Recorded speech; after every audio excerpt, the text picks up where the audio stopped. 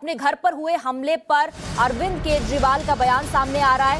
अरविंद केजरीवाल ने इस हमले पर कहा है कि देश के लिए उनकी जान भी हाजिर है और साथ ही ये भी कहा कि देश की सबसे बड़ी पार्टी अगर ऐसा करती है तो युवाओं में क्या संदेश जाएगा। बीजेपी पर निशाना साध रहे हैं अरविंद केजरीवाल, कह रहे हैं इस तरह की गुंडागर्दी से देश आगे नहीं बढ़ सकता। सुनिए।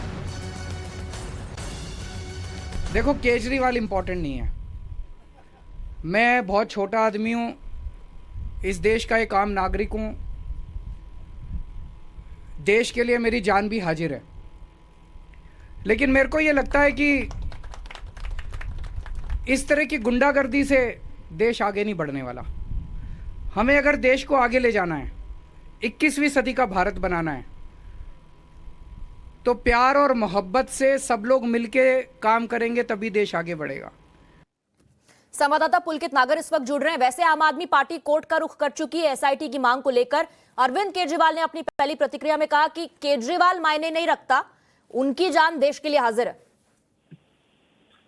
देखिए, अरविंद केजरीवाल एक प्रोग्राम में थे जब उन्होंने ये साफ किया कि जो उनके घर पर कल हमला हुआ, कुछ लोग उनके घर पे के गेट तक पहुंचे, बैरिकेडिंग तोड़ी, तो उसी को लेकर अरविंद केजरीवाल ने कहा कि देश के लिए उनकी जान हाजिर है। आपको याद होगा कि कल आम आदमी पार्टी ने भी यही आरोप लगाए थे, मनीष सिसोदिया ने भी यही आरोप लगाए थे कि अरविंद केजरीवाल के खिलाफ, उनकी जान के खिलाफ बड़ी साजिश करार दिया था। कल बीजेपी का जो युवा विंग है, जब वहां उनके घर के गेट के पास प्रोटेस्ट करने पहुंच गया था, और तस्वीरें जो हम लोगों ने देखी वो कहीं ना कहीं दर्शाती थी कि गेट को भी हिलाया गया, तोड़ने की कोशिश की गई, और जो मेन बूम बैरियर लगे हुए थे उन्हें तोड़ दिया गया। सीसीटीवी कैमरे तोड़ने का भी आरोप आम आदमी पार्टी ने लगाया है।